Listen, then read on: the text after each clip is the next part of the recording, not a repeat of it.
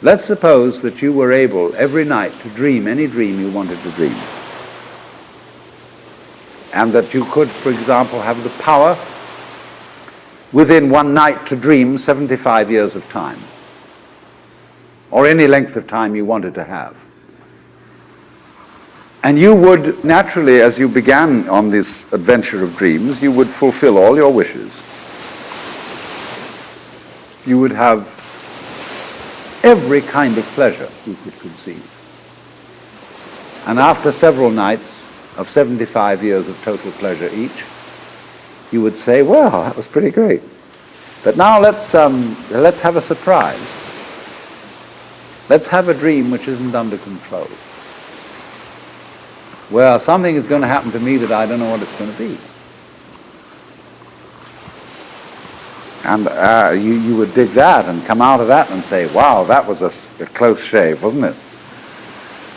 And then you would get more and more adventurous, and you would make further and further out gambles as to what you would dream.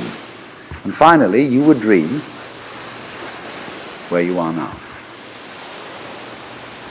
You would dream the dream of living the life that you are actually living today.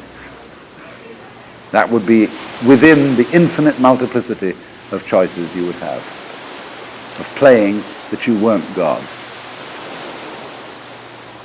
Because the whole nature of the Godhead, according to this idea, is to play that he's not. The first thing he says to himself is, man, get lost. Because he gives himself away.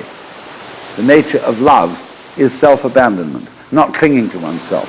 Throwing yourself out, as in, for example, in basketball, you're always getting rid of the ball. You say to the other fellow, have a ball. See? And that keeps things moving. That's the nature of life.